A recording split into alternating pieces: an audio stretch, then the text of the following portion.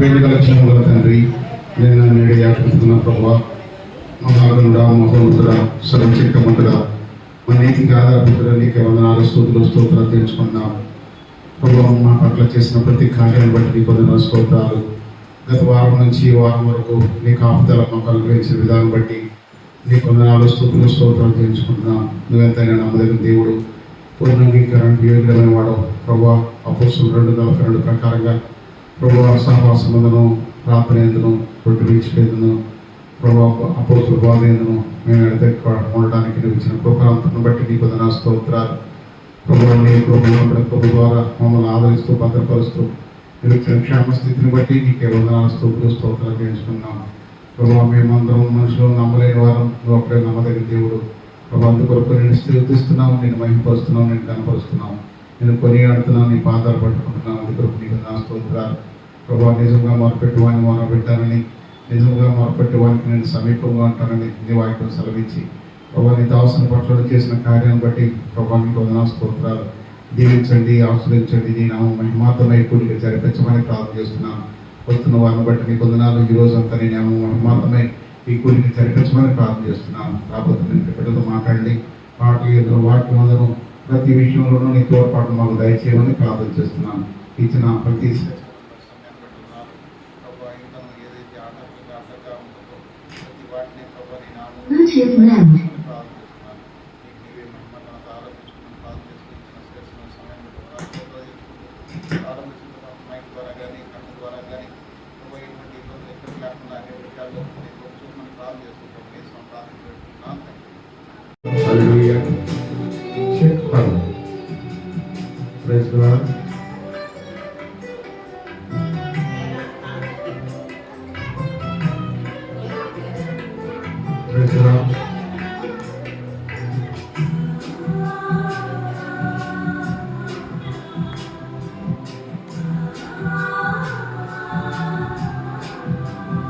దేవుని సాక్షిగా నేనుండుట ఈ మంటికి దేవుని సాక్షిగా నేనుండుట ఈ మంటికి భాగ్యము.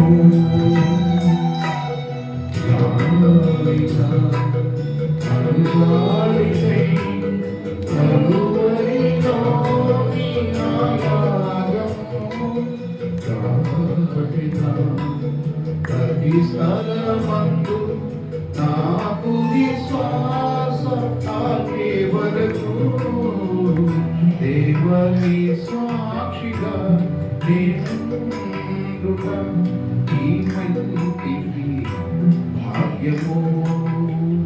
దేవుని సాక్షిగా నేనుండుట ఈ మంటికి భాగ్యము.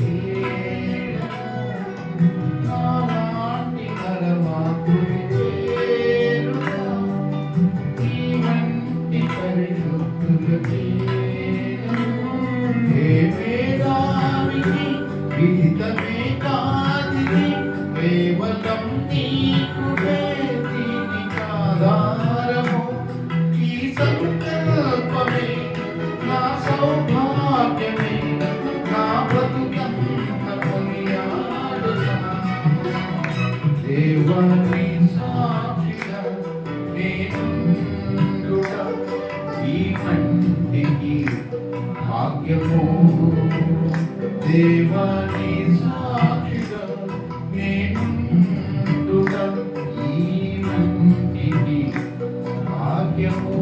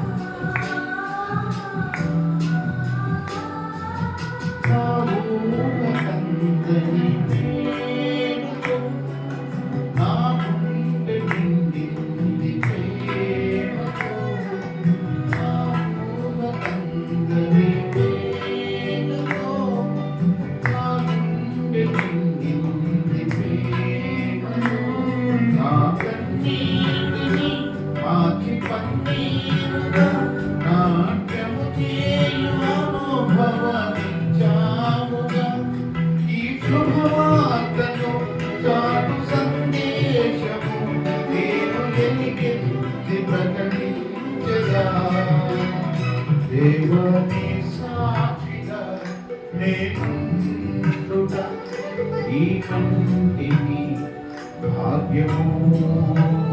దేవుని సాక్షిగా నేనుండుట ఈ కంటికి భాగ్యము.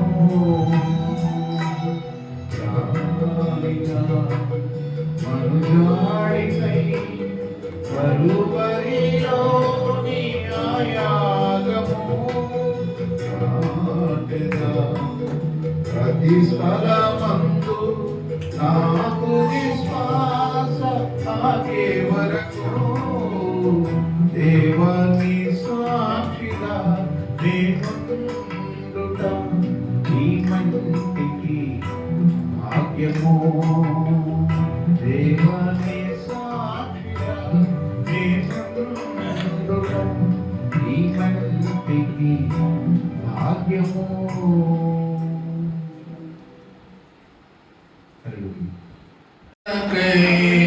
సిద్ధపరచూచుండెనుండుటకై దేవుడొక్క నగరము మన కొరకై సిద్ధపరచూచుండె మన కొరకై మనము వెళ్ళేదము నిశ్చయముగా మనము వెళ్ళేదము.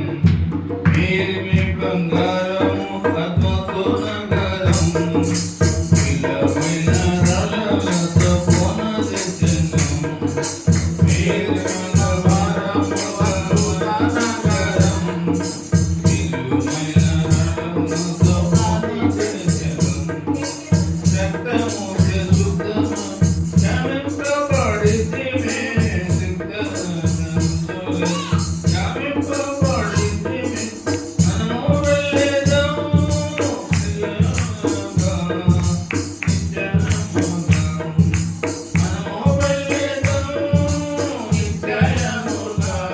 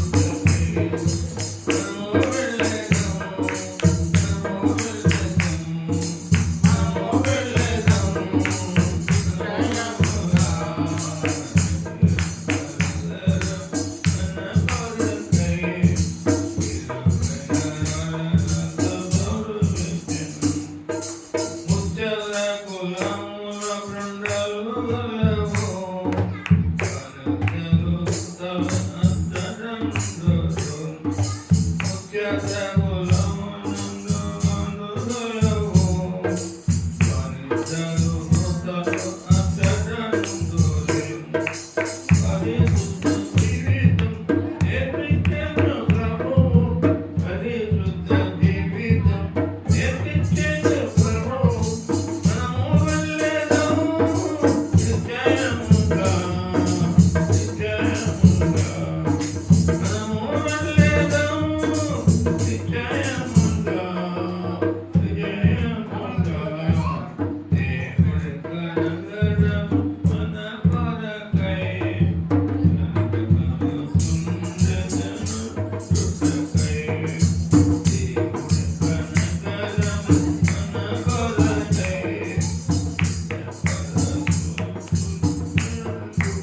Thank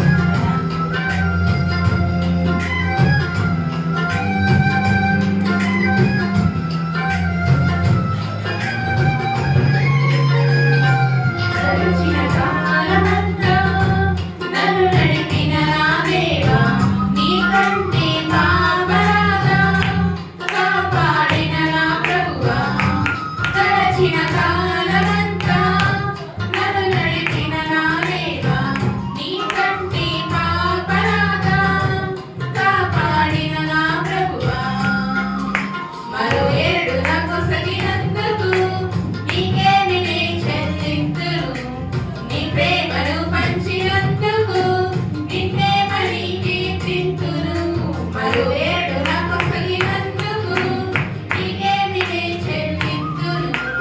నీ ప్రేమను పంచినందుకు నీ ప్రేమ నీకే చెందును. గడచిన కాలమంతా నన్ను నడిపిన నా దేవా, నీ కంటి పాపరాగా కాపాడిన నా ప్రభువా.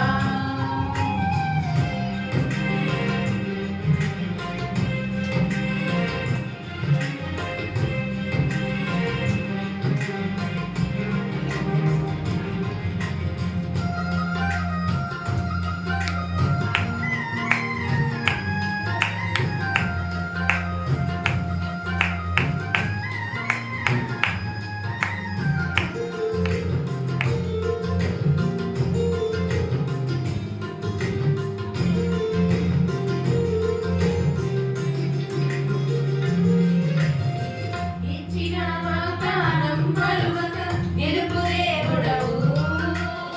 శూన్యమందైన సకలం సాధ్యపరచెదవు. ఇచ్చిన వాగ్దానం మరువక నిలుపు దేవుడవు. శూన్యమందైన సకలం సాధ్యపరచెదవు. నా మేలు కోరి నీ ప్రేమతో నన్ను దండించితివి. చెలరేగుతున్న డంబములు నిర్మూలపరచితివి. నా మేలు కోరి నీ ప్రేమతో నన్ను దండించితివి. చెలరేగుతున్న డంబములు నిర్మూలపరచితివి. మరో ఏడు నాకు సగినందుకు నీకేమి నే చెల్లింతును. నీ ప్రేమను పంచినందుకు నిన్నే నీకే చెందును. మరో ఏడు నాకు సగినందుకు నీకేమి నే చెల్లింతును. నీ ప్రేమను పంచినందుకు నిన్నే నీకే చెందును. గడచిన కాలమంతా నన్ను నడిపిన నా దేవా, నీ కంటి పాపరాగా కాపాడిన నా ప్రభువా.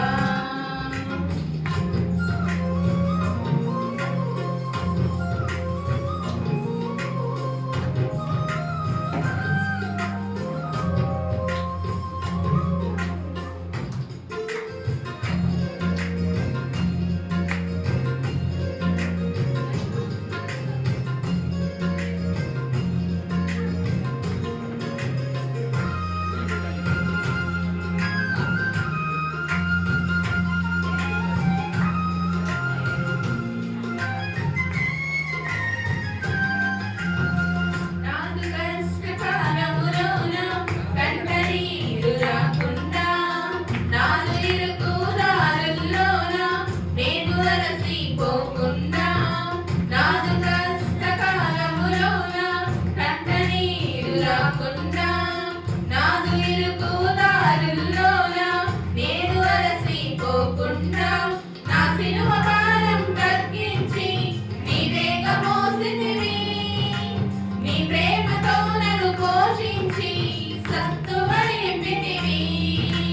నా సిలువ భారం తగ్గించి నీవేగా మోసితివి.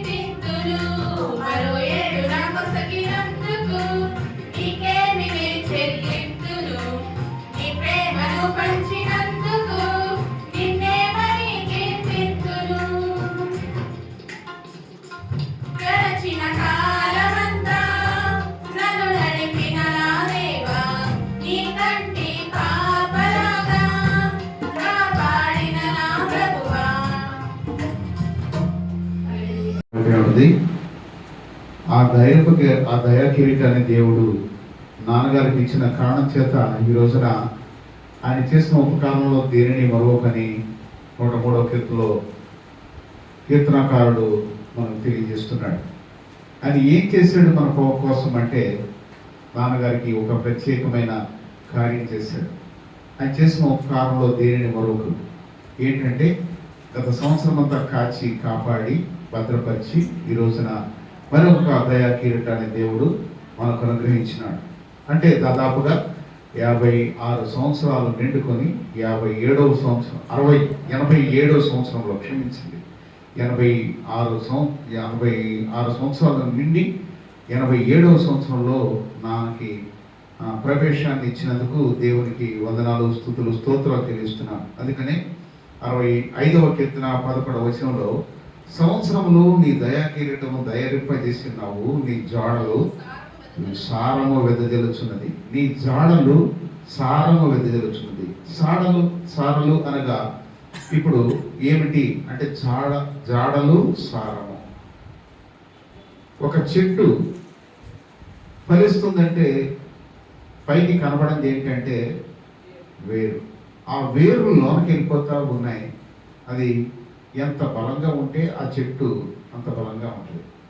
ఆ కారణం చేత ఈ రోజున మనం చిగురిస్తున్నాము లేదా ఫలిస్తున్నాము, పచ్చగా బయటికి కనబడుతున్నాము అంటే ఆనాడు నాన్నగారు చేసిన ఆ యొక్క పరిచర్య, ఆ ప్రార్థన, ఆ సహవాసం. నాకు ఈ రోజున నాన్నగారి గురించి కొన్ని విషయాలు చెప్పాలని దేవుడు ప్రేరేపణ దయచేశాడు. ఎందుకంటే అపోస్తల కార్యం 2:42 ప్రకారంగా అన్ని కూడా ఆయన నెరవేర్చారని నేను మూలంగా మీతో తెలియజేయడానికి నేను ఏమాత్రం సందేహించట్లేదు. అపోస్తుల బోధ ఎందును, సహాసమందును, రొట్టె విషయంలో ప్రార్థన చేయటందును ఎడతెగక ఉండేది. దానిలో నాన్నగారు కూడా ఆ విషయంలో ఏ మాత్రం కూడా వెనకాడలేదు. ఎలాంటి పరిస్థితుల్లో కూడా ఆయన దేవుని మందిరాన్ని విడిచిపెట్టే మనిషి కానే కాడు. ఆ దైవజనుడు అంతగానో దేవుని సన్నిధి అంటే ఆశ, నీ మందిరం గురించి ఆశ నన్ను భక్షిస్తుంది. కాబట్టి దేవుని మందిరం అంటే అంత ఆశపడే వ్యక్తిని ఈ రోజున చూడడం అరుదు. ఈ రోజున దాదాపుగా కొంతమంది దేవుని బిడ్డలు కర్మేల మందిరం నుంచి సంఘం అంతా ఈ రోజున వచ్చి నాన్న కోసం ప్రార్థన చేసి వారి ప్రేమతో ఒక కేక్ ఒకటి తీసుకొచ్చి కట్ చేసి వారి సంతోషాన్ని ఈ రోజున పొందుకున్నారు. వారి సంతోషాన్ని నాన్నకు పంచారు. ఏంటి మీరు ఈరోజు కారణం ఇలా రావడానికి చెప్పాల్సి చేయకుండా వచ్చారంటే నేను అడిగితే వారు అన్నారు, నేను చెప్తే మీరు ఏదో ఏర్పాటు చేస్తారు కాబట్టి సడన్ సర్ప్రైజ్. నాన్నగారి ముఖంలో మేము ఆనందాన్ని చూడాలని, మేము ఎప్పుడు ఆనందాన్ని చూస్తామో కానీ దేవుని బిడ్డలు వస్తే ఆయనకు మరింత ఆనందం. పొద్దు నుంచి బాగానే ఉన్నారు కానీ పరిపూర్ణమైన ఆనందం ఆయన కలిగలేదు. దైవ సేవకుని జోసఫ్ అన్న గారితో ప్రార్థన చేయించగా ఆనందించారు, బాగానే ఉంది.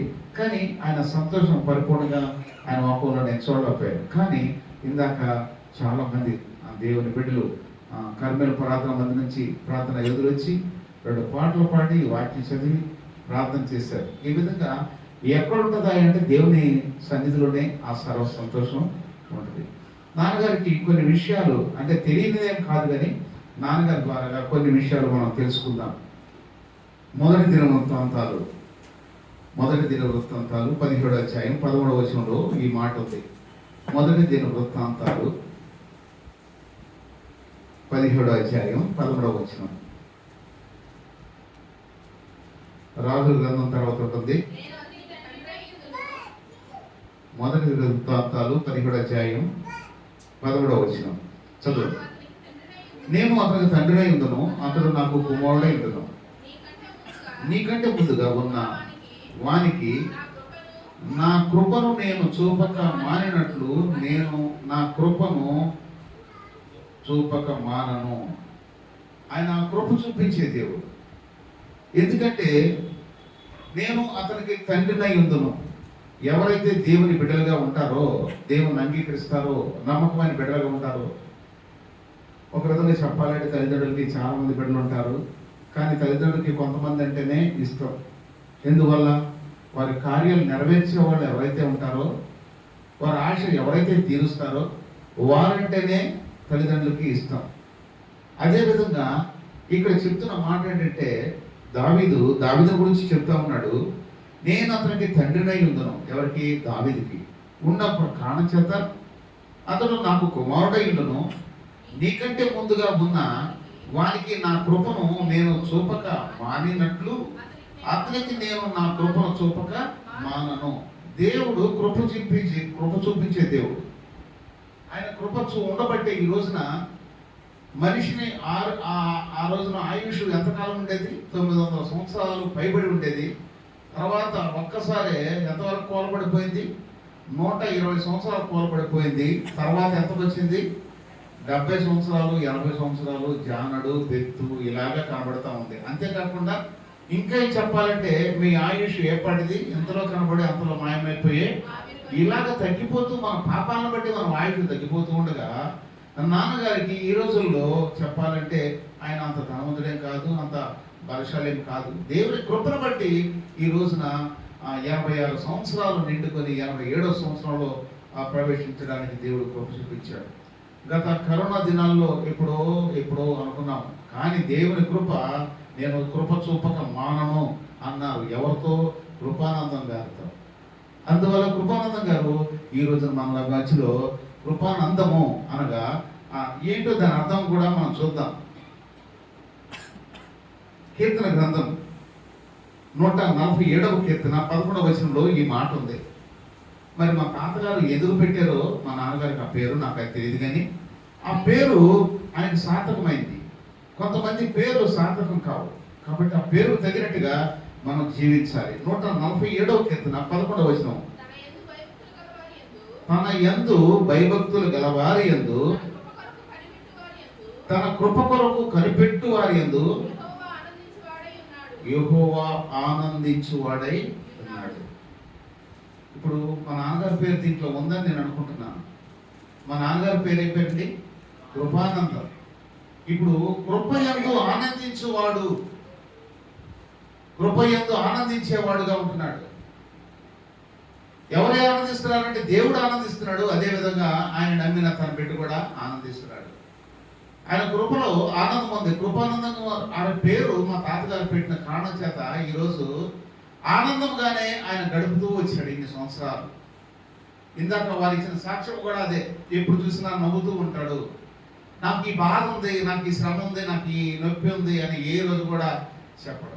ఎంత ఇబ్బంది అయినా కానీ, ఎంత ఆయన మనసులో ఈ వేదన పడుతున్నా కానీ నాకు ఈ బాధ ఉంది అని ఏ రోజు కూడా నాకు చెప్పలేదు.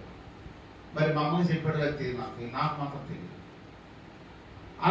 అలా విధంగా ఎలా ఉంటారంటే తన యందు భయభక్తులు గల వారి యందు, తన కృప కొరకు కనిపెట్టు వారి యందు ఆనందం ఉంటుంది.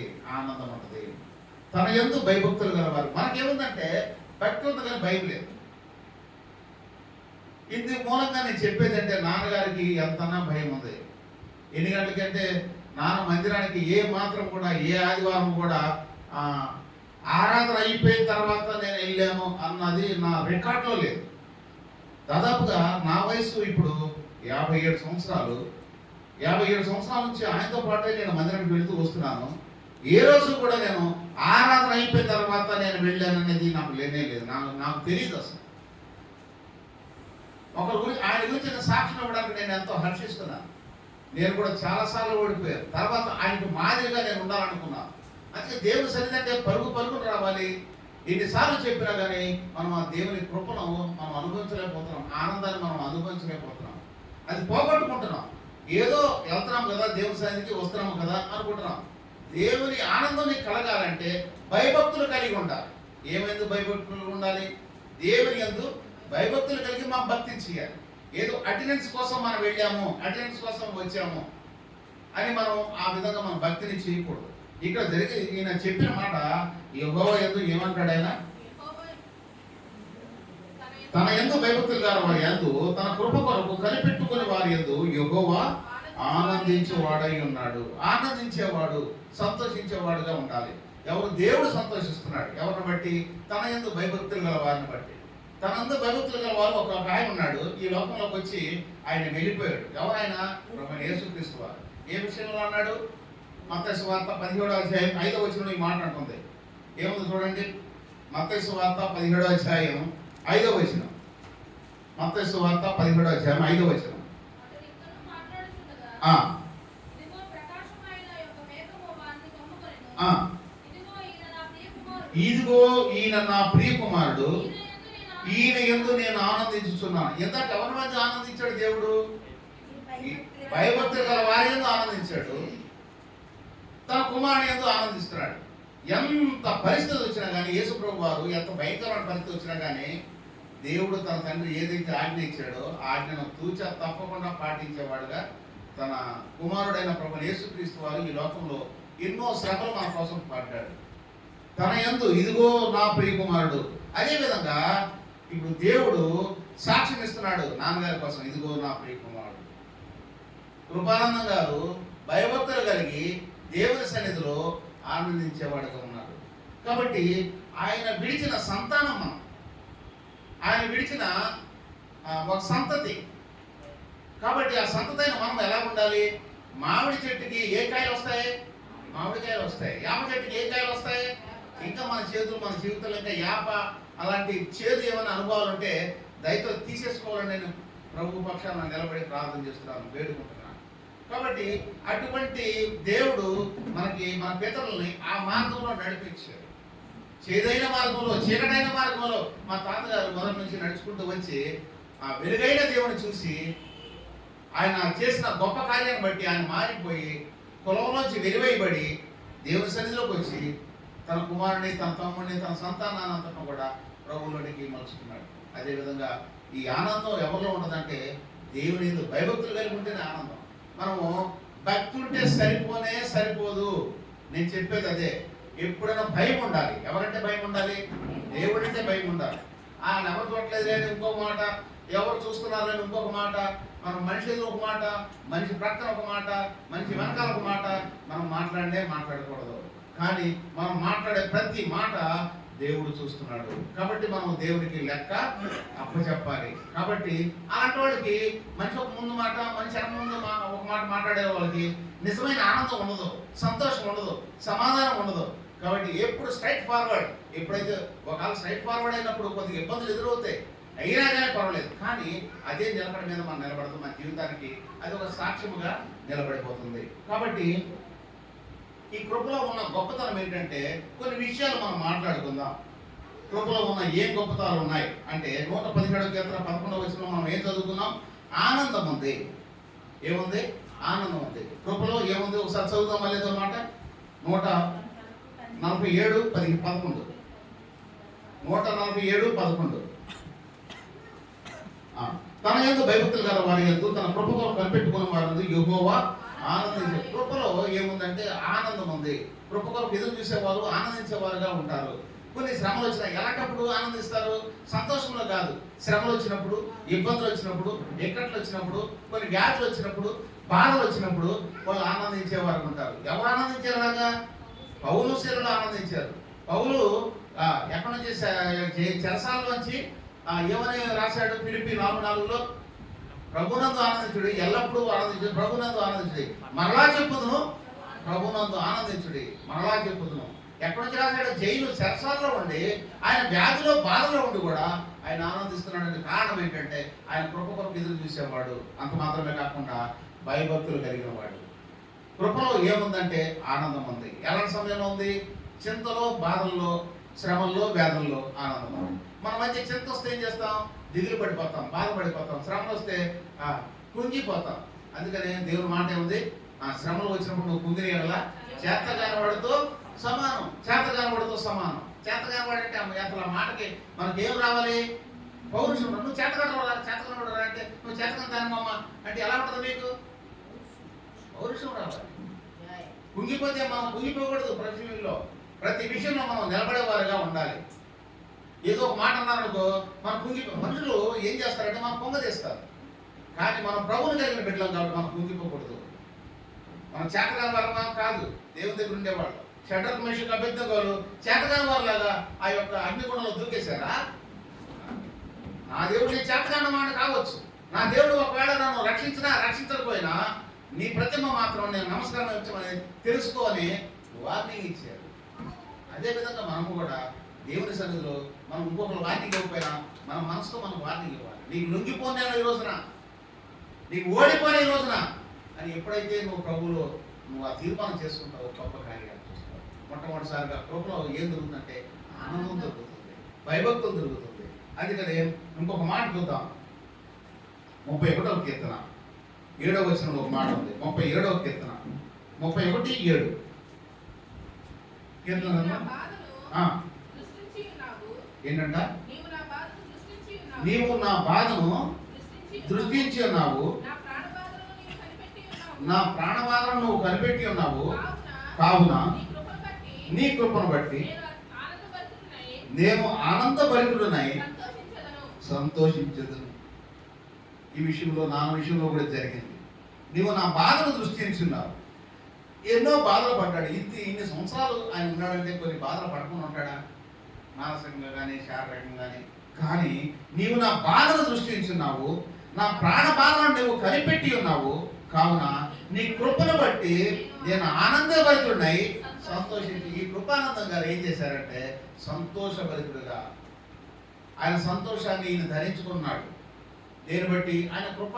అయ్యా నీ కృపను బట్టి నన్ను జ్ఞాపకం చేసుకోమని ప్రార్థన చేయగా ఆ ఎన్నోసార్లు మరణ పడకల మీద నుంచి కూడా నాన్నగారిని దేవుడు రక్షించి బయటకు తీసుకొచ్చాడు. కాబట్టి ప్రాణ బాధలోంచి నువ్వు కనిపెట్టి ఉన్నావు. కావున నీ కృపను బట్టి నేను ఆనందపడుతుంది. కాబట్టి ఆయన కృపలో ఏముంటుంది? ఆనందం ఉంటుంది, కాపుదల ఉంటుంది. ప్రాణ బాధలోంచి కూడా, ప్రాణాపాయ స్థితిలోంచి కూడా దేవుడు కాపాడేవాడుగా ఉంటున్నాడు. ఆ రెండవదిగా మనం చూసేద్దాం. ఆదికాండం 6వ అధ్యాయం, ఆదికాండం 6వ అధ్యాయం 8వ వచనం. ఆదికాండం 6వ అధ్యాయం. అయితే నోవాహు యెహోవా దృష్టి యందు కృప పొందినవాడాయను. ఎందువల్ల కృప పొందాడు? తన కుటుంబాన్ని రక్షించుకోగలిగాడు. నోవాహు దేని బట్టి కృప పొందాడు? తన కుటుంబాన్ని. దేవుడు అందరినీ కూడా రక్షించమని చెప్పాడు. కానీ నోవాహు అందరికీ సువార్తను అందించాడు. అయ్యో నేను ఫెయిల్ అనుకున్నాడు. కానీ దేవుడు మాత్రం ఫెయిల్ కాదు, మన కుటుంబాలు రక్షించుకోగలిగాడు.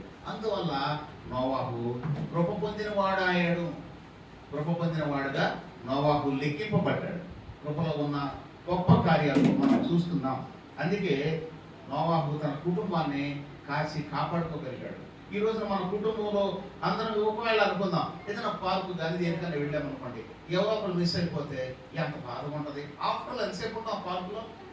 మహా అయితే గంట, 2 గంటలు, 3 గంటలు. ఆ 3 గంటలు ఎంత సంతోషాన్ని కోల్పోతాం. మరి యుగాలు ఉండే ఆ పరలోకంలో మన కుటుంబంలో ఒక సభ్యుడు తప్పిపోతే మనం అంత బాధపడాలి.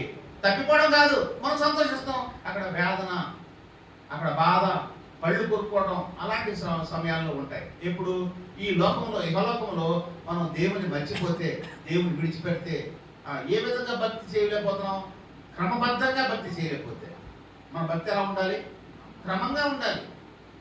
క్రమానికి ఆపోజిట్ ఏంటి? అక్రమం చేయడం వల్ల నా యొద్ద నుంచి తొలగిపోండి అంటున్నాడు. అందుకని మీరు భక్తి చేయకుండా నాకు ఇష్టమే లేదు, నాకేం పెద్ద బాధ లేదు. చేస్తే ఎలా చేయాలి? క్రమంగా చేయాలి. ఉంటే వెచ్చగానే ఉండు, లేకపోతే చల్లగా నుల్లి వెచ్చని స్థితిలో మాత్రం ఉండవాలి. అది దేవుడు చెప్తున్నమాట. ఆ విధంగా ఉన్నప్పుడు తప్పకుండా దేవుడు ఏం చేస్తాడంటే క్రమబద్ధీకరణ చేసేవాడుగా ఉన్నాడు. అందుకనే ఇక్కడ ఈ నోవాహు తన కుటుంబాన్ని ఎక్కడి నుంచి కాపాడుకున్నాడు? జల ప్రళయంలోంచి కాపాడు. మనం కూడా మన బిడ్డల్ని ఈ లోకంలోంచి కాపాడుకునేవాడు ఉండాలంటే ఆయన కృపయందు మనం కృప పొందిన వాడుగా, కృప పొందిన దానవుగా ఉండాలి. ఇంకా ఏ బిడ్డలు నీ సన్నిధిలో రాలేకపోతున్నారు, నీ భర్త, నా భార్య, ఇలాగా ఎవరెవరైతే రాలేకపోతున్నా వారిని బట్టి నువ్వు ఏం చేయాలంటే ప్రార్థన చేయాలి. ప్రార్థన చేయడం కాకుండా మాదిరికరంగా ఉండాలి. అలాంటి సమయంలో మనం ప్రార్థన చేస్తాం, మళ్ళీ తప్పుడు అడుగులు వేస్తాం. ప్రార్థన చేస్తాం, ఏదో అనరాని మాటలు అంటూ ఉంటాం. ప్రార్థన చేస్తాం, ఇంకొక విధంగా ఉంటాం. అప్పుడు మన బిడ్డలు మారుతారంటారా? నేను కూడా అంతే. ఒకప్పుడు ప్రార్థన చేసేవాడిని, నా దారిలో నేను వెళ్తా ఉండేవాడిని. ప్రార్థన చేసేవాడిని, నా ఇదిలో నేనే ఉండేవాడిని. భార్యను బాధ పెట్టేవాడిని, బిడ్డలు బాధ పెట్టేవాడిని, అందరూ నా కుటుంబాన్ని బాధ పెట్టేవాడిని. ఎవరు కూడా నా సన్నిధికి నాకు మాదిరిగా ఉండేవాడు కాదు. ఈ రోజున ప్రభుత్వ కృపను బట్టి ప్రభు సన్నిధిలో నేను సాక్షాత్మై, ప్రభు మహిమాత్మై చెప్తున్నాను. ఈ రోజున నా బిడ్డలు, నా కుటుంబం, నా భార్య అందరూ కూడా దేవుని సన్నిధిలోకి వస్తున్నారనే కారణం ఏంటంటే ఆయన ఎందుకు కృప పొందినవాడు? ఆయన కృప నా సాక్షి. ఆయన కృప బాగానే ఉంది, మన సాక్ష్యాన్ని కూడా మనము నిలబెట్టుకోవాలి, కాపాడుకోవాలి. లేకపోతే ఆయన కృప ఉంది కదా అని చెప్పేసి వెళ్ళిపోతే ఆ కృప కూడా ఎలాకాలం ఉండదు. ఇప్పుడు కృపగల దేవుడు, ఆయన ఆత్మ మన మధ్యలో ఉంది. ఈ కృపగల దేవుడు ఎప్పుడు కూడా మన మధ్యలో ఉండడు. ఆయన రాబోతున్నాడు. ఆయన రాబోయే కాలంలో కూడా మన మధ్యలో కృప ఉండదు. మేఘాలుడే రాబోతున్నాడు. ఇప్పుడు కృప కనికరం గలవాడుగా తన ఆత్మను మన మధ్యలో ఉంది. కాబట్టి యెహోవా దొరుకు కాలం ముందు ఆయన దొరికే కాలం ఈ కాలం. కాబట్టి ఆయన ఆత్మ మన మధ్యలోనే ఉంది. కాబట్టి ఆయన కృప పొందుకోవాలి. కృపలో ఉన్న గొప్పతనం కాపాడబడ్డం. నోవాహు తన కృపను బట్టి తన కుటుంబాన్ని కాపాడుకున్నాడు. అదేవిధంగా ఆదికాండం 19వ అధ్యాయం, ఆదికాండం 19వ అధ్యాయం 18వ వచనం. ఆదికాండం 19:18. లోతు ప్రభువా అలాగు కాదు, నీ కటాక్షము నీ దాసుని మీదకి వచ్చినది. నా ప్రాణము రక్షించడం వలన నీవు నా ఎడల కనపరిచిన నీ కృపను గణపరిచితిని. చాలు, గణపరిచితివి. కృపను బట్టి ఏమొస్తుందంటే ఘనత వస్తుంది. ఆయన కృపను పొందుకుంటే నీకు ఘనత వస్తుంది. ఆయన కృపను పోగొట్టుకుంటే నీకు ఘనహీనుడు అయిపోతావు. ఎప్పుడైతే నువ్వు ఘనత లేకపోతుంది, చెడ్డ పేరు వస్తుందంటే కారణం ఏంటంటే ఆయన కృప నీ మీద నుంచి తొలగిపోయినట్లు లెక్క. లోతు కూడా ఆ కృపను పొందాడు. అయ్యా, నేను కృప పొందడమే కాకుండా నేను పర్వతములకు తప్పించుకొని పోలేను, ఈ కీడు నాకు సంభవించుకోకపోదునేమో. కృప కానీ తొలగిపోతే మన జీవితంలో ఏమొస్తాయి? కీడులు వస్తాయి. కాబట్టి లోతు అంతటి వాడు కూడా ఆ ఎవరిని బట్టి కృప పొందాడంటే అబ్రహామును బట్టి తను కూడా కృపను పొందాడు. ఈ రోజున మనం ఎవరిని బట్టి కృప పొందామంటే తాతగారు, నాన్నగారిని బట్టి, ఆయన అడుగుజాలను బట్టి, మా తాతగారు, మా నాయనమ్మ గారు వారి యొక్క అడుగుజాలను బట్టి మనం కూడా కృప పొంది వారు వెళ్ళిన మార్గంలో మనం కూడా వెళ్ళడం బట్టి దేవుడి కృప మన మీద ఉన్న కారణం చేత కృప పొందిన వారం అయి ఉన్నాము. కృప పొందిలో ఈ లోతు కృప పొంది ఏమి చేశాడు అన్నట్లయితే, ఈ లోతు కృప పొంది గణపరచబడ్డాడు. లోతు భార్యలో తప్పును చూశారు కానీ లోతులో తప్పుని చూడలేకపోయాడు. లోతు చేసిన పొరపాటు అంతా ఒకటే, ఏంటంటే అబ్రహామును విడిచిపెట్టడం. అంతే, అబ్రహామును విడిచిపెట్టడం. ఆయన చేసిన పొరపాటు మొత్తం చూసినట్టయితే అది ఒకటే కనబడతాడు. కాబట్టి దేవుడు తనకు కూడా మార్పులు వేశాడు. ఆయన దగ్గర ఘనత పొందాడు. మనం కూడా ఈ లోకంలో ఎలా ఉండాలి? ఘనహీనులుగా ఉండకూడదు, ఘనత పొందిన వారంగా ఉండాలి. లోతు కూడా ఆఖరికి తన భార్య సొదొమ గొమొర్రా పట్టణం కోరుకున్నాడు. ఎందువల్లంటే అబ్రహామును విడవబట్టి ఆ జీవితంలోకి ఏమొచ్చిందంటే లోకం వచ్చేసింది. అబ్రహాము అనగా విశ్వాసులకు తండ్రి. ఒక విధంగా చెప్పాలంటే యెహోవాతో ఆయన పోల్చుకోవచ్చు. ఇస్సాకును యేసుతో పోల్చుకున్నప్పుడు అబ్రహాంను ఎవరితో పోల్చుకోవచ్చు? తండ్రితో పోల్చుకోవచ్చు. ఆయన ఎప్పుడైతే విడిచిపెట్టాడో ఆయన లోనకి ఏమొచ్చేసిందంటే లోకం వచ్చేసింది. లోకం రాబట్టే కదా సొదొమ గొమొర్రా పట్టణాన్ని కోరుకున్నాడు. కాబట్టి అయినా కానీ దేవుడు అబ్రహామును బట్టి లోతు కూడా ఘనతను ఇచ్చాడు. అయ్యా, ఒకవేళ ఈ పట్టణాన్ని కాల్చకుండా ఉండాలంటే దీంట్లో ఈసం ఇంతమంది ఉంటే కాపాడతావా? 50 మంది ఉంటే కాపాడతావా? కాపాడతానయ్యా. కనీసం 25 మంది ఉంటే కాపాడతావా?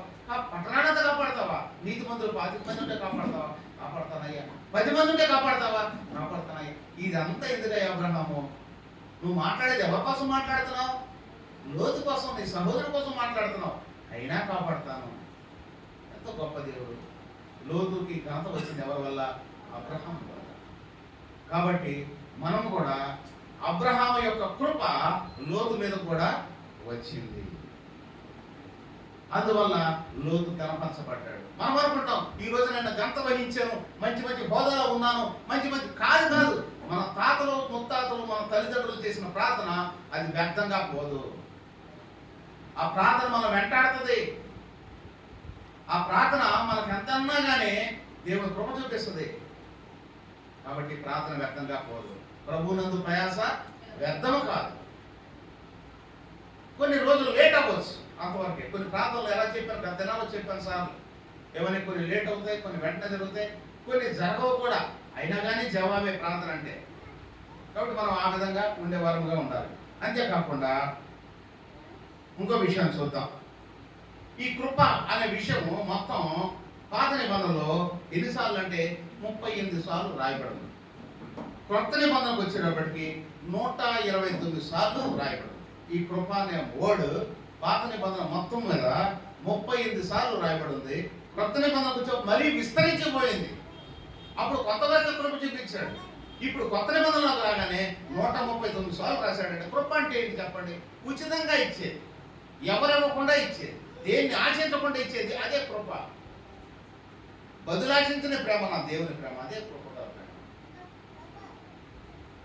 అలాంటి కృపగల దేవుని సన్నిధిలోంచి మనం వెళ్ళిపోవడం అంత మంచిది కాదు. అలాంటి భక్తిని మనం చేసే వారంగా ఉండాలి. అంతేకాకుండా దేవుని వాక్యంలో ఒక మాట ఉంది, మోషేకు దేవుడు తోడుగా ఉన్నాడు. తోడుగా ఆయన కృప మోషేకు ఎప్పుడు తోడుగా ఉండబట్టి ఆయన ఎన్ని విషయాల్లో కూడా, ఆయన శ్రమల్లో కూడా తోడుగా ఉన్నట్టుగా దేవుని వాక్యాలు మనం చూస్తున్నాం. ఈ ఆది కాండంలోనే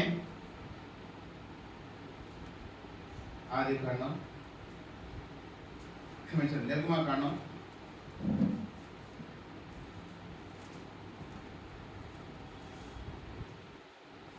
3వ అధ్యాయం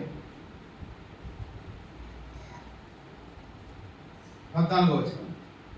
అందుకు దేవుడు నేను ఉన్నవాడను అనువాడను మోషేతో చెప్పి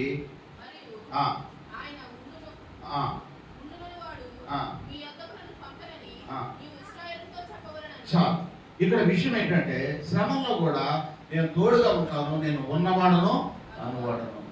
కాబట్టి మోషే నువ్వు ఏ విషయంలో కూడా భయపడకు అని చెప్పాడు. దానికి ఉదాహరణ మోషేని మనం చెప్పుకోవచ్చు. మోషేకి తోడుగా ఉన్నాడు. ఎన్ని శ్రమలు వచ్చినా, ఎన్ని బాధలు వచ్చినా మోషేని మాత్రం విడిచిపెట్టలేదు. అంతేకాకుండా ద్వితీయోపదేశకాండం 7వ అధ్యాయం 9వ వచనంలో మాట చూద్దాం. ద్వితీయోపదేశకాండం 7వ అధ్యాయం 9వ వచనం.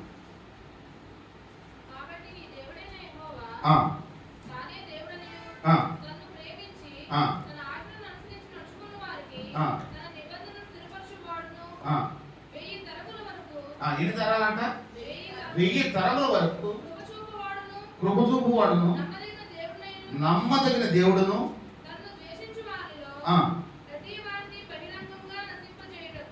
చాలు తను నమ్మదగిన వాడని చెప్తున్నాడు. అంతేకాకుండా తన కృప ఎంతకాలం చూపిస్తాడంట?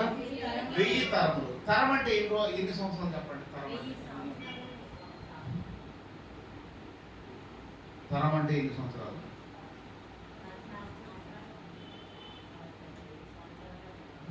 తాత ఎన్ని తరాలు చూశాడు? ఎన్ని వేలు చూశాడు తాత లెక్కన? మా నాన్న ఎన్ని తరాలు చూశాడు? అది తరం అంటే సంవత్సరాలుగా. ఇప్పుడు తన కుమారుడు చూశాడు, తన మనవడు చూశాడు, తర్వాత తన మునుమనవడే చూశాడు. ఇది తరము. అలాంటి 1000 తరాల వరకు నా కృప నీకు ఉంటుంది అంటున్నాడు. ఆ తరాల్లో ఉన్న ఆ కృప ఈరోజు మనం వెంటాడిది. చప్పట్లు కూడా దేవుని నామమున మహిమపరుద్దాం. ఎవరితో చెప్తాడు దేవుడు? అందువల్ల మనం ఎన్ని తప్పులు చేసినా, ఎన్ని పాపాలు చేసినా, మోషే ఆనాటి నుంచి ఈ నాటి వరకు మనం క్షేమంగా ఉన్నామంటే అన్ని తరాలు మనకు వచ్చినాయి. ఇప్పుడు కేవలం మా తాత గురించే చెప్తున్నాను. మా తాత ముందు ఎన్ని తరాలు అయిపోయి ఉన్నాయి. ఆ తాతకి ముత్తాత ఎవరంటే మోషే ముత్తాత ఎవరంటే అబ్రాము ముత్తాత ఎవరంటే ఎక్కడి నుంచి వచ్చాం? మొత్తం మనం ఎక్కడి నుంచి వచ్చాం? ఆదాములోంచి వచ్చాం. మొట్టమొదటి మానవుడు ఎవరు? అక్కడి నుంచి అబ్రహాం దగ్గర నుంచి తన కుమారుడు అలాగా 1000 తరాల్లో మనం ఉన్నాం. కాబట్టి అన్ని తరాలు దేవుడు మనల్ని దీవించే దేవుడుగా, గణపరిచే దేవుడుగా ఈ ద్వితీయోపదేశకాండంలో 7-9 చాలా చక్కగా ఆ మాట మీరు నిదానించి చదివినట్లయితే, కాబట్టి నీ దేవుడని యెహోవా తానే దేవుడని తను ప్రేమించి తన ఆజ్ఞలను అనుసరించుకోవాలి అందరికీ. చూసారా? ఇంకోటి కూడా అక్కడ షరతు పెట్టాడు. ఏం పెట్టాడు? ఆజ్ఞలను అనుసరించేటప్పుడు ఏం చేయాలంట? ముందు ఆయన ప్రేమించాలి. ఆయన ప్రేమించాలంటే ఏం చేయాలి? ఆయన ప్రేమ ఏ విధంగా లోకానికి చాటించాడు? ఆయన ఏ విధంగా ప్రేమగా చాటి, ఆయన ద్వేషం లేదు. ఆజ్ఞలు అనుసరించాడు. ఒక ఆయన ఎవరో చిన్నప్పటి నుంచే ఈ ఆజ్ఞలన్నీ నేను చేస్తా వస్తున్నాను అన్నాడు. ఎవరో యవనస్తుడు. కానీ ఒక్కడు మాత్రం ఏం చేసి నీకున్న ఎంత ధనవంతుడు కాబట్టి నీకున్న ధనాన్ని అమ్మేసి పేదలకు ఇచ్చిరమ్మంటే ఏం చేశాడు? మిగుల వ్యసనపడుచు దుఃఖపడుచు తలదించుకొని వెళ్ళిపోయాడు. మొహం చిన్నపుచ్చుకొని వెళ్ళిపోయాడు. చిన్నప్పుడు నేను ఆజ్ఞ పాటిస్తున్నాను అంటున్నాడు. అంటే వాక్యాన్ని ఆయనకే తిరిగి చెప్తున్నాడు. వాక్యమై ఉన్న ఆ దేవుడికే వాక్యాన్ని చెప్తున్నాడు. కాబట్టి ఒక పరీక్షను పెడుతున్నాడు, పరిశోధన పెడుతున్నాడు. మనకి ఏది ఇష్టమో దాని మీద దేవుడు పరీక్ష పెడతాడు. అబ్రహాంకి ఏమి ఇష్టమో ముసలి వయసులో ఆయన వయసు లేదు, ఆ సమయంలో ఒక్కగానో గొప్పవాడు అల్లారు ముద్దుగా పెంచుకుంటూ ఉన్నాడు. అలాంటి సమయంలో దేవుడు ఎవరైతే పరీక్ష పెట్టాడు? ఎవరైతే ముద్దుగా, ఎవరైతే ప్రేమగా ఆయన ఎక్కువ ప్రేమిస్తున్నావా, నన్ను ఎక్కువ ప్రేమిస్తున్నావా? కాబట్టి కొన్ని విషయాలు ఎక్కువగా ప్రేమిస్తే దాని నుంచి మనల్ని దూరపరుస్తాడు మన దేవుడు.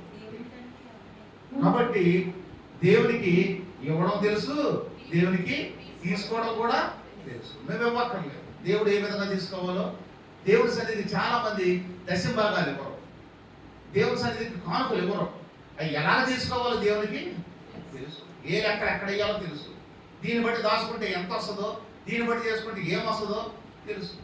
కానీ అందుకని దేవుని వాక్యంలో నేను చెప్పేది ఏంటంటే, మీరు దొంగిలించిరి అంటాడు.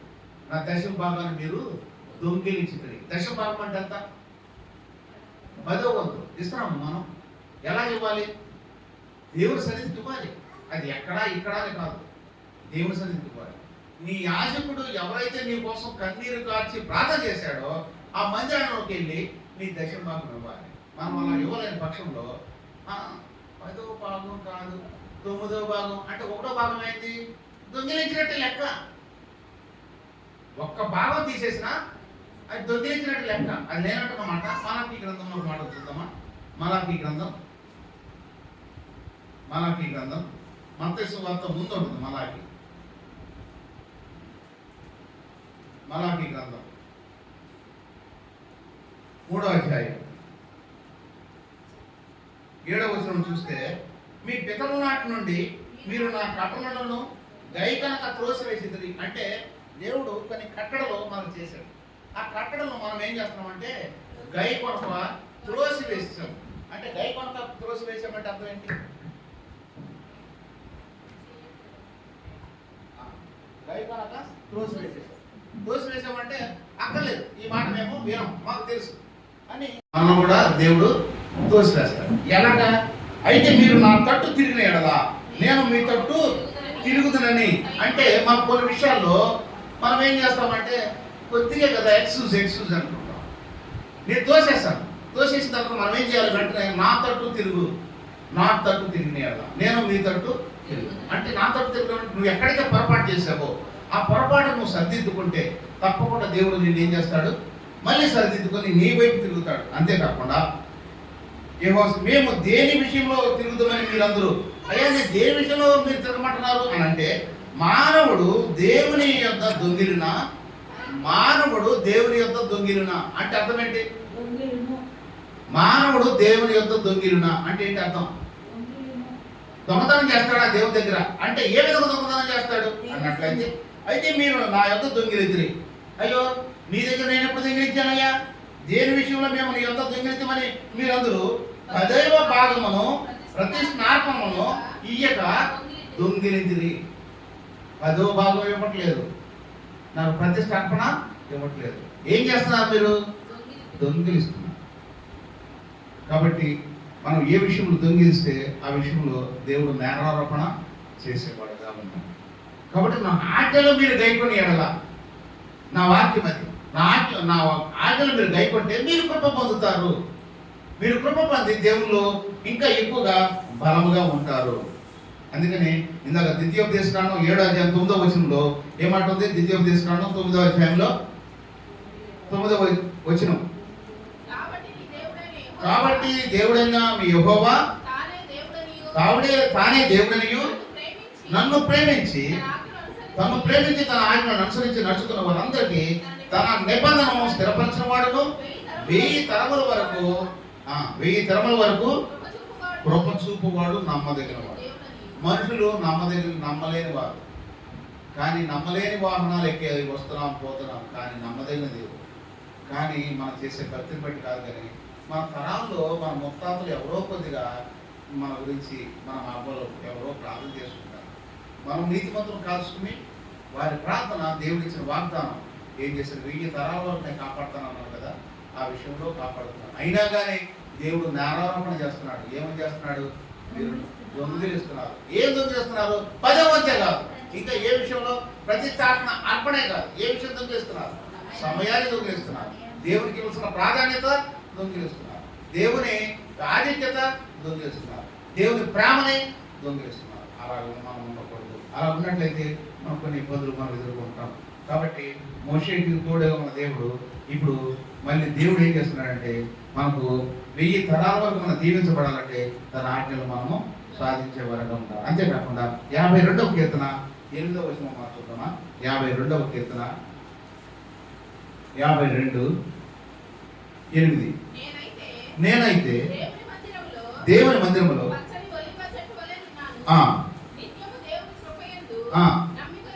కృపయందు నమ్మిక ఉంచి ఉన్నాము. ఈ కృప నమ్మిక ఇచ్చింది. కొన్ని విషయాలు ఇది జరగదు, ఇది జరగదు, ఇది జరగదు అనుకుంటా ఉంటాం. కృప అయితే ఏం చేస్తారంటే ఇది జరుగుద్ది. విషయం మీకు చెప్పాలంటే, పాత నిబంధనలో ఈ సిలువ అనగానే 2 కర్రల కలయిక సిలువ. 2 కర్రల కలయిక అంటే ఒకటి నిలువు కర్ర, ఒకటి అడ్డకర్ర. నిలువు కర్ర అంటే ఇది అవును, ఇది అవును, వీడు పాపం చేశాడు, పంటికి పన్ను కంటికి కన్ను తీసేయాల్సిందే ధర్మశాస్త్రం చెప్తుంది. అది నిలువు కర్ర. అడ్డకర్రగా ప్రభు యేసుక్రీస్తు మన మధ్యకు వచ్చేసాడు. అయ్యా, వాడు చేసిన పాపం నిజమే, కానీ వాడు చచ్చిపోతే నరకానికి వెళ్ళిపోతాడు. కాబట్టి వాడి బదులు నేను వస్తానని అడ్డమైపోయాడు, మనకి అడ్డంగా నిలబడిపోయాడు. అదే సిలువ యొక్క అర్థం. అడ్డంగా నిలబడిపోయాడు. ఆ కృప మన పట్ల చూపించాడు. అయ్యో, ఆయన కానీ సిలువెక్కపోతే ఆ కృప మనకు దొరికేది కాదు. ఆ కృపను బట్టి ఈ రోజున మనము రక్షింపబడ్డాం, ఆ ఉచితంగా ఇచ్చిన ఆ కృపను బట్టి. కాబట్టి ఇందాక మనం చదువుకున్న విషయం ఏంటంటే, ఈ 52వ కీర్తనలో ఏం చదివాం మనం, 8వ వచనంలో, నేనైతే దేవుని మందిరములో పచ్చని ఒలీవ చెట్టులా ఉండాలంటే ఏం చేయాలి, ఆయన కృపలో ఎదగాలి. నేనైతే దేవుని మందిరంలో పచ్చని ఒలీవ చెట్టు వలె ఉన్నాను. ఒకప్పుడు మొక్కలా ఉండే దావీదు ఇప్పుడు చెట్టు అయ్యాడు. మనం కూడా ఎలా ఉండాలి, మొక్కలా ఉండి చెట్టు అయ్యి అది మహావృక్షంగా ఉండి, ఆ చెట్టు ఏం చేస్తుంది, అనేక మందికి నీడనిస్తుంది, ఫలాలు ఇస్తుంది, వృక్షాలు ఇస్తుంది. దానివల్ల ఎంతో మంది తిని తృప్తిపడి, ఆహా ఈ చెట్టుగా ఎంత తీయకుందో అని ఎంతోమంది సంతోషిస్తారు. మనల్ని బట్టి కూడా అనేక మంది ఈ లోకంలో ఏకమందు పరమందును సంతోషింపబడేవారుగా ఉండాలి. అంతేకాకుండా 2వ తిమోతికి రాసిన పత్రిక 2వ అధ్యాయం, 2వ తిమోతికి రాసిన పత్రిక 2వ అధ్యాయం 1వ వచనంలో ఒక మాట ఉంది. 2వ తిమోతికి రాసిన పత్రిక, ఈ తిమోతికి ఎవరు రాస్తున్నారంటే, అపోస్తలుడైన పౌలు తిమోతిని బలపరచడానికి రాస్తున్న మాట. చదవండి. నీవు అనేక సాక్షులు ఎదుట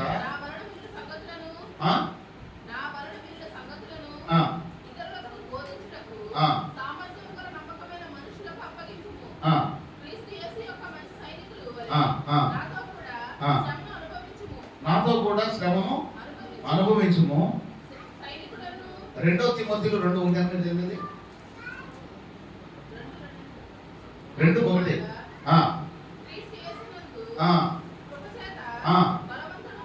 చాలు.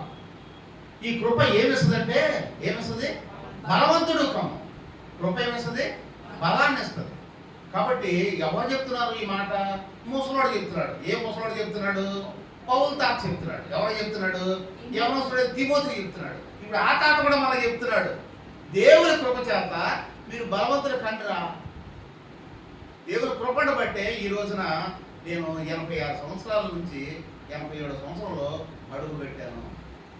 కుమారుడా అని నాకు, అందరికీ కూడా మనవడా మనవరాల కుమార్తె అని ఆయన బ్రతికుండగా మనతో మాట్లాడుతున్నాడు. ఏమని, నా కుమారుడా క్రీస్తు చేస్తున్న కృప చేత బలవంతుడుగా, నువ్వు తిన్న ఆహారం, నువ్వు చేసే ఎక్సర్సైజ్ని బట్టి బలం ఏమాత్రం కాదు. విటమిన్స్ టాబ్లెట్స్, ఆ బలమైన ప్రోటీన్ ఫుడ్స్ తిన్నంత మాత్రం మనం బలవంతులు అయిపోతామా?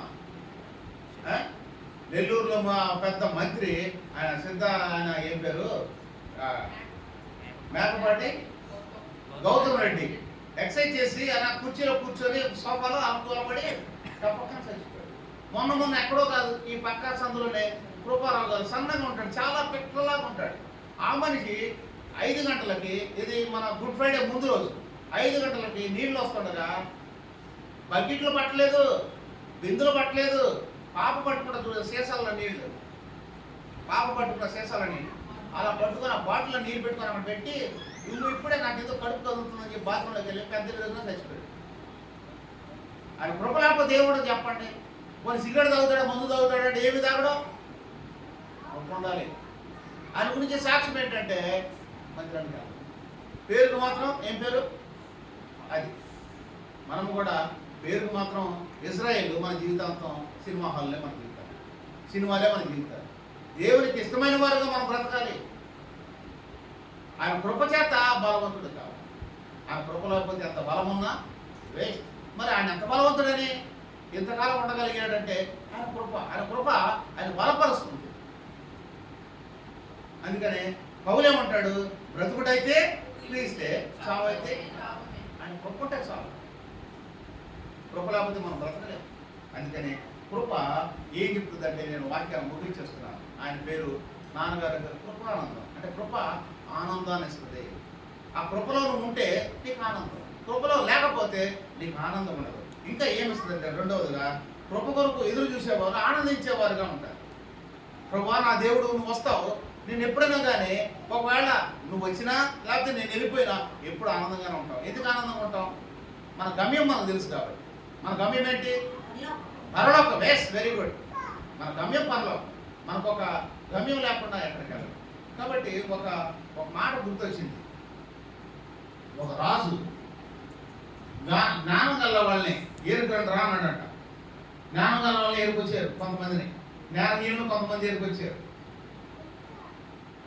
ఏరుకొచ్చిన తర్వాత ఏంటయ్యా జ్ఞానం గలవాడు జ్ఞానం లేనివాళ్ళు అంటే, ఈయన అన్నాడంట రాజు, జ్ఞానం గల వాళ్ళకి మార్కులు ఇస్తానని చెప్పేసి ఒకడు మాత్రం ఒక మంత్రిని బాగా హింస పెడుతున్నాడంట. బాగా హింస పెట్టి ఆయన రోజుల్లో చాలా బాధ పెట్టాడు. తర్వాత ఈ రాజుకి ఏమైందంటే మరణకరమైన రోగం వచ్చింది.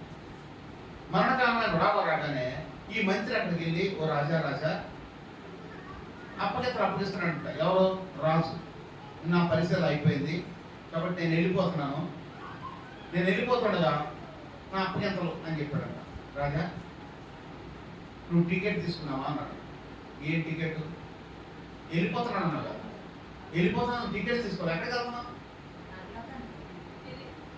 తెలీదు. రాజకీయ ప్రభు నమ్ముకోలేదు, ఎక్కడికి వెళ్తున్నాడో తెలియదు. రైట్, ఎప్పుడే తెలియదు. బట్టలు చదువుకున్నావా? ఏంటో నేను వెళ్ళిపోతున్నావు బాగా. నువ్వు ఎక్కడికి వెళ్తున్నావో, ఏం తీసుకెళ్తున్నావు? మనం వెళ్తున్నాము, మనం సామర్లకోట వెళ్ళాము. వెళ్ళినప్పుడు ఏం తీసుకెళ్ళాం? ఒక్కరోజు కూడా ఉన్నాం కాబట్టి జత బట్టలు కూడా తీసుకెళ్ళా. ఏం తీసుకెళ్ళామంటే బైబిల్ తీసుకెళ్ళాం. ఎందుకని అక్కడ వెళ్ళి ప్రార్థన చేయాలి కాబట్టి, వాక్యం చెప్పాలి కాబట్టి, దేవుని దాసులు కాబట్టి మన చేతిలో ఏముండాలి లేకపోయినా బైబిల్ ఉండాలి. ఆ ప్రకారంగా బైబిల్ ఉండబట్టే మన దైవజనులు మనకు జ్ఞాపకం గుర్తిస్తారు. లేకపోతే ఆ దేవుడు లేకుండా మనం ఊరుకుంటూ వెళ్ళిపోతే ఎవరికైనా సామాన్యం మనం మానవుడు అనుకుంటారు. కాబట్టి దైవ సేవకురాలు, అదేవిధంగా విశ్వాసులు కూడా ఎవరైనా దర్శించాలంటే మన చేతిలో ఏముండాలి? బైబిల్ ఉండాలి. చాలా మంది సెల్ ఫోన్ పట్టుకెళ్తున్నారు. సెల్ ఫోన్లో బైబిల్ ఉంటుంది, ఇంకా ఇంకొక కార్యాలు ఉంటాయి. కాబట్టి అది ఈ సెల్ ఫోన్ అనేది పరిశుద్ధమైంది కానీ కాబట్టి సపోజ్ ఆ టైంలో కానీ వాక్యం చదవాలి. సరే బైబిల్ పెద్దది చిన్నది బాగుంది అని చెప్పి ఇది పట్టుకెళ్తాం. బైబిల్ బాగానే ఉంది. ఆ బైబిల్ చదివే టైంలో గబుక్కున అక్కడ నెట్ ఆగిపోయింది అనుకోండి, నీకు బైబిల్ వస్తుందా తీయడానికి? అప్పుడు ఏం చేస్తాం మనం? ఏమి చేయలేం, అవమానపడతాం. ఏమి చేయకూడదు, అవమానపడతాం. కాబట్టి ఇప్పుడు పరిశుద్ధ గ్రంథం మనం చేతిలో పెట్టుకోవాలి. ఎందుకంటే అపవాదైన వాడు ఈ సెల్ ఫోన్లో బైబిల్ ఎవడో అమర్చాడంటే అపవాదే పెట్టాడు. ఇప్పుడు బైబిల్ సొసైటీ వారు బైబిల్ ప్రింట్లు చేయడం చాలా వరకు తగ్గించేశారు. కారణం ఏంటంటే బైబిల్ పట్ల ఫ్యాషన్లు ఎక్కువైపోయి ఎవరు కూడా బైబిల్ చేతితో పట్టుకోవట్లా. బైబిల్ తీసుకొని రావట్లేదు ఎవరు మందిరానికి. ఖాళీకి వస్తున్నారు, ఖాళీకి వెళ్ళిపోతున్నారు. ఎందుకంటే సెల్ ఫోన్లో ఏముంది? ఆయన ఏం చేశాడు దానికంటే ముందుగా తీయొచ్చు. ఏం తీయొచ్చు? సెల్ ఫోన్ వచ్చి ఇప్పుడు ఇన్ని గ్రంథాలు తిరగేయాలి. నేను ఇక్కడ తిరగాయాలంటే 69 గ్రంథాల్లో ఏదో గ్రంథం ఎక్కడాలి, అదే తరగతి అలా పట్టంగానే వచ్చేసింది. ఇది బాగుంది కదా అని అందరూ సెల్ ఫోన్ పట్టుకెళ్తారు. అందరూ సెల్ ఫోన్ అలవాటు అయిపోయింది. అందుకని బైబిల్ కొట్టడం మానేశారు. కొంతకాలానికి కొన్ని ప్రభుత్వాలు వచ్చి ఏం చేస్తారంటే ఆ యొక్క యాప్ తీసేయండి, ఏ యాప్, బైబిల్ యాప్ తీసేయండి అని రూల్ వస్తుంది. ఎందుకంటే రాబోయే ప్రభుత్వాలు అలా ఉన్నాయి, మతతత్వ పార్టీలు ఎక్కువైపోతున్నాయి. ఆ సమయంలో తీసేయండి అంటారు. ఇదివరకు చైనా యాప్ కూడా మనకు ఉండే కొన్ని తీసేసారు. అదేవిధంగా ఈ యాప్ వస్తుంది, బైబిల్ తీసేస్తారు. అప్పుడు బైబిల్ కావాలి. ఇప్పుడు ఏం చేశారు, బైబిల్ సొసైటీ వారు బైబిల్ ప్రింట్ చేయడం ఆపేశారు. ఇప్పుడు బైబిల్ దొరుకుతాయి మనకు కావాలంటే, అప్పుడు ఏం చేస్తాం, ఏం చేసినా చేసేదే. కాబట్టి నేడున్న సమయం ఉండగానే మన ఇల్లు చక్కబెట్టుకునే వారంగా, ప్రతి ఒక్కరూ మన బైబిల్ కలిగిన వారంగా ఉండాలి. ఇక్కడ రెండోది ఏంటంటే, ఈ కృపలో ఏమున్నదంటే ఆనందంతో ఎదురు చూసేవారుగా ఉంటారు. కృపను బట్టి ఆనందించేవారుగా, కృప కొరకు ఎదురు చూసేవారుగా. కృప ఏం చేస్తుందంటే, కృప కాపాడుతుంది. మూడోదిగా ఏం చేస్తుంది, కృప కాపాడుతుంది. నాలుగోదిగా కృప లోతును ఏం చేసింది, గణపరిచింది. నాలుగోదిగా కృప గణపరిచింది. ఐదోదిగా మోషేకి శ్రమలో తోడుగా ఉన్నట్టుగా ఆయన కృప మనకి తోడుగా ఉంటుంది. ఆరవదిగా చూసినట్లయితే ప్రకటన గ్రంథం 3వ అధ్యాయం 12వ వచనం. ప్రకటన గ్రంథం 3వ అధ్యాయం 12వ వచనం. జయించువానిని నా దేవుని ఆలయంలో ఒక స్తంభముగా చేసేది చాలు. జయించే వాడిని నా దేవుని ఆలయంలో ఎలా చేస్తాడు, గోడ, స్తంభం అంటే ఎలా ఉంటుంది, గోడ పడిపోతుంది కానీ స్తంభం పడిపోద్దా, పడదు. మనం కూడా ఎలా ఉండాలి, దేవుని ఇంట్లో స్తంభాల్లాగా ఉండాలి. స్తంభాలు కదులుతాయి అంటారా, ఎప్పుడు అలాగే ఉంటుంది. ఎన్ని తుఫాన్లు వచ్చినా ఏదో ఒక మాట అనగానే ఆ స్తంభం ఏం చేస్తాను, ఖాళీ వెళ్ళిపోతుంది ఇంకో సంఘానికి. ఎవరో ఒక మాట అన్నారని స్తంభం కదిలిపోతుంది. మనం స్తంభం లాగా దేవుని వాక్యం చెప్తున్న మాట అది.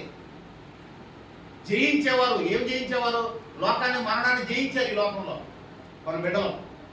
అలాంటి వాళ్ళు ఎలా ఉండాలి, దేవుని మందిరానికి ఒక స్తంభం లాగా ఉండాలి. స్తంభం ఇప్పుడు ఎన్ని స్తంభాలు కనబడింది మందిరం, ఇప్పుడు కనబడుతుంది, ఎన్ని స్తంభాలు కనబడుతుంది తెలుసా మీకు? అదొక స్తంభం కనబడుతుంది, ఇది ఒక స్తంభం కనబడుతుంది, ఇది ఒకటి కనబడుతుంది, ఇది ఒకటి కనబడుతుంది. 4 కనబడుతున్నాయి. ఇంకా వెనకాల గోడలో కలిసిపోయి ఇంకొక 4 ఉన్నాయి. అలాగా మనం ఎలా ఉండాలంటే స్తంభాలు. ఈ స్తంభం లేకపోతే పైన స్లాబ్ వేసేవాళ్ళమా? స్లాబ్ ఉందంటే కారణం ఏంటంటే, ఇప్పుడు నేను ఉంచున్నానంటే కింద స్తంభం ఉందని అర్థం. కాబట్టి మనం ఎలా ఉండాలంటే, జయించు వారిని నా దేవుని ఆలయంలో ఒక స్తంభముగా చేసేదను. దేవుడు స్తంభంగా చేస్తాను నిన్ను, దేవుడు మందిరంలో తీసుకొస్తే నేను స్తంభం కాదయ్యా, అగో పక్కన పెట్టబడం చూడు దాంతో సమానం అయ్యా అని వెళ్ళిపోతే మనం మాత్రం ఏం చేస్తాం, దేవుడే తీసుకొచ్చి దేవుని మందిరంలో కూర్చోబెట్టి ఒక స్తంభం అనుభవంలో మనం తీసుకొస్తున్నప్పుడు దేవుని మందిరంలో మనం ఉండాలి. అలాంటి వాళ్ళు ఏమవుతారంటే, అందులో నుండి వాడు ఇక మెలక ఎన్నటికనే వెలుపలికి పోవడం. ఎందుకంటే స్తంభంలాగా ఉన్నాడు కాబట్టి ఆడు ఎప్పుడు కూడా వెలుపలికి పోడు. అదేవిధంగా మరియు నా దేవుని పేరును పరలోకములో నా దేవుని యొద్ద నుండి తిరిగి దిగి వచ్చిన నూతనమైన యెరూషలేమును నేను దేవుని పట్టణపు పేరును, నా కొత్త పేరును వాని మీద రాసేదను. ఎవరి మీద రాస్తాడు? కృపగల వారి మీద ఆయన కొత్త పేరు రాస్తాడు. ఆయన మందిరంలో ఉంటారు. కృపగల వారు ఎక్కడ ఉంటారు? దేవుని మందిరంలో, దేవుని ఆలయం యొక్క అనుభవంలో మనం తెలుసుకుంటాం. అంతేకాకుండా 7వదిగా కృప ఏం చేస్తారంటే నమ్మిక ఇస్తుంది. కృప ఏం చేస్తుంది? నమ్మిక చూపిస్తుంది. నమ్ముట నీ వల్ల అయితే నమ్మువానికి సమస్తం. నమ్మలేకపోతున్నామంటే కృప లేదని అర్థం. దేవుడు నా పట్ల కృప చూపించట్లేదని అర్థం. మనం దేవుని మీద కంప్లైంట్ చేసేవాడు 35 సంవత్సరాల నుంచి ఆ కోనేటి వాళ్ళ దగ్గర ఉండిపోయాడు. అడేం చేస్తాడు, అయ్యా నమ్మట్లేదు, నువ్వు కరెక్ట్గా అక్కడ ఉండు. ఆ యొక్క కోనేరుని ఎప్పుడైతే దేవదూతలు కదిలించిందో వెంటనే దాన్ని దూకేసేయనగానే ఇప్పుడు దూకలేకపోతున్నాడు. కారణం ఏంటంటే చచ్చిపోతానేమో అనుకున్నాడేమో. పైగా ఎంతో మంది నా వెనకొచ్చిన దూకేస్తున్నారు కానీ నన్ను మోసుకెళ్ళాడు ఎవరు లేడైనా వాళ్ళ మీద కంప్లైంట్ ఇస్తున్నాడు. మనం కూడా కొన్ని కృపలు మనం పొందుకునే అవకాశం మనకు ఇచ్చినప్పుడు మనం అవకాశం పొందుకోకపోగా ఇంకొకరి మీద కంప్లైంట్ చేసే అవకాశం కూడా మనకి ఎంతైనా ఉంది. కారణం ఎవరు? మనమే. కృపని చాలా జాగ్రత్తగా మనం వెంటాడాలి, వెతకాలి. అంతేకాకుండా కృప నమ్మికొచ్చడమే కాకుండా ఎందుగానో గొప్ప కార్యాలు చేసేది. చివరికి ఒక మాట తీసుకొని మనం వెళ్ళిపోదాం. కీర్తన గ్రంథం 22వ కీర్తన 19వ వచనం. ఈ కృపలో ఏముందో చివరిగా ఈ వాక్యం చూసుకొని మనం వెళ్ళిపోదాం. 22వ కీర్తన 19వ వచనం. యెహోవా దూరంగా ఉండకుము, నా బలమా. ఇప్పుడు ఏముంది? యెహోవా నా బలమా, నాకు సహాయం చేయము. దేవుడు కృపలో ఏముందంటే బలం ఉంది. అందుకని 23వ కీర్తనలో ఏమంటాడు? యెహోవా నా కాపరి, నాకు లేమి కలదు. పచ్చికల చోట్ల ఆయన నన్ను, అందుకే కాకుండా 6వ వచనం ఉంటాడు, నేను బ్రతుకు దినమనియు కృపాక్షేమములే. అబ్బా అబ్బా, చప్పటి కూడా దేవుని మైంపరచాలి. నేను బ్రతుకు దినములన్నీయు ఏమొస్తుందంట? కృప ప్లస్ క్షేమము. ఆయన కృప ఎక్కడ ఉంటుందో అక్కడ క్షేమం ఉంటుంది. కృప విసర్జనతో మనకి ఏమొస్తుంది? క్షేమం. నేను బ్రతుకు దినములన్నీయు కృపాక్షేమములే నా వెంట వచ్చును. అంతేకాకుండా చిరకాలము నేను యెహోవా మందిరంలో. అది మందిర స్తంభం యొక్క అనుభవం. ఈ స్తంభం ఎక్కడికైనా వెళ్ళిపోతాడారా? నాన్నగారు కూడా ఇప్పుడు వరకు నేను అనేది అదే. నాన్నగారి విషయంలో మనం ఇంత పరిచయం మొదలు పెట్టుకున్నా ఆయన ఎక్కడికి వెళ్ళిపోతాడు? ఆయన ఒక మందిర స్తంభం. ఆయన ఒక స్తంభం. అక్కడికి వెళ్ళిపోయి చిరకాలం నేను యెహోవా మందిరంలో నివాసం. అది స్తంభం యొక్క అనుభవం. మనం కూడా ఎలా ఉండాలంటే స్తంభం ఏం పెడతాం? నిలబెడుతుంది. స్తంభం ఏం చేస్తుంది? ఇంకొకరు నిలబెట్టాలి. మనం ఇప్పుడు ఎంతమంది అన్నా ఇప్పుడు ఉన్నాయి ఇక్కడ మనకి 12 స్తంభాలు ఉండొచ్చు. 12 మందిని నిలబెట్టుందా? 1200 మంది వచ్చినా నిలబడదు. స్తంభం యొక్క బలం అది. ఎప్పుడు ఆ స్తంభానికి ఏముంటాయి? 4 ఊసలు ఉంటాయి. ఆ 4 ఊసలు పక్క పక్కన ఉంటే విడివిడిగా ఉంటే ఏం చేస్తే కూలిపోతాయి. అవన్నీ ఏం చేస్తాడు? రాటు బిల్డింగుడు ఆ చుట్టూ దానికి ఒక తేగేసి కడతాడు. దాన్ని బుట్ట అంటారు. కలుపుతాడు. కలిపినప్పుడు ఏమవుతుంది? బలం వచ్చేస్తుంది. మనం కూడా ఎలా ఉండాలంటే కలిసే అనుభవం ఉండాలి. కలిసేది ఎక్కడంటే మందిరంలోనే ఉంటుంది. అదే సహవాసం. అందుకనే సహోదరులు ఐక్యత కలిగి ఉండట ఎంత మేలు. అందువల్ల ప్రతి మనం వారంలో ఎన్ని సహవాసంలో కూడా మనం కలిగి ఉంటాం. కాబట్టి ఈ రోజున గొప్ప కార్యం నాన్న పట్ల కృపానందం. కృపలో ఏముంది? ఆనందం ఉంది. అటువంటి ఆనందాన్ని ఈరోజు పంచి ఈరోజు నాన్న ఆయన ఆనందపడమే కాకుండా ఆయన ఆనందం ఏంటో తెలుసా? ఆయనకు ఆహారం ఏదో కావాలని అడుగుతాడు. అంతకంటే ముఖ్యంగా రేపు ఏం పెడతావు వాళ్ళకి నన్ను అడుగుతున్నాడు. ఏమంటున్నాడు? రేపు మీరు నాకేం పెడతావు? నాకేం పెడతావు కాదు, వాళ్ళకి ఏం పెడతావు రేపు అంటే. ఎదుటివాళ్ళు భోజనం చేస్తే ఈయన తింటుంటే వారిని చూసి ఈయన సంతోషించే మనసు. కాబట్టి ఇలాంటి మనసు ఎవరికి ఉందో చెప్పండి? ఎంతసేపు నా ప్రాణమా, నువ్వే తిను, నువ్వే తాగు, నువ్వే సుఖించు, నువ్వే హ్యాపీగా ఉండు. మనం కూడా ఆ విధంగా కృపలో అంత ఈ రోజున కృపానందం గారికి దేవుడు ఏం చేశాడు? ఎన్ని సంవత్సరాలు ఇచ్చాడు? 86 సంవత్సరాలు కాచి కాపాడి 87. గత సంవత్సరంలో కూడా 80. గత సంవత్సరం ఉంటే అంతకుముందు సంవత్సరంలో అసలు స్టేజ్ మీద ఎక్కలేకపోయాడు. మీకు గుర్తుందా లేదో? స్టేజ్ మీద ఎక్కలేకపోయాడు. స్టేజ్ ఎంత స్టేజ్? అది ఎన్ని అడుగులు స్టేజ్? అదే చేసింది 2.5 అడుగు స్టేజ్. ఈరోజు ఎన్ని మెట్లు ఎక్కువ వచ్చాడు ఆయన పైకి? దాదాపు 20 మెట్లు పైకి ఎక్కువ వచ్చాడు. ఎవరు పట్టుకుంటూ వచ్చాడు? దేవుడు పట్టుకుంటూ వచ్చాడు. ఆ రోజున కాసేపు అక్కడ కూర్చోలేకపోయాడు. ఈ రోజు ఏమైందంటే ఆయన కృప ఆయన కాపాడుతూ వచ్చింది. దేవుళ్ళ ఆనందం, దేవుని బిడ్డలకు ఆనందం. ఈ విధంగా మనం కూడా వారి యొక్క తరతరాల అనుభవాల్లో మనం కూడా కొనసాగించాలని దేవుని దాసుడిగా మిమ్మల్ని కోరుచు వాక్యాన్ని తీసుకున్నాం. ప్రార్థన చేసుకున్నాం. ఈ రోజున నాన్నగారు వాక్యంలో ఆయన పేరు ద్వారా మాట్లాడారు. నీకు వందనాలు స్తోత్రాలు. తరతరములు మీ కృప మమ్మల్ని వెంటాడుతుందని నీ వాక్యంలో ఉంది.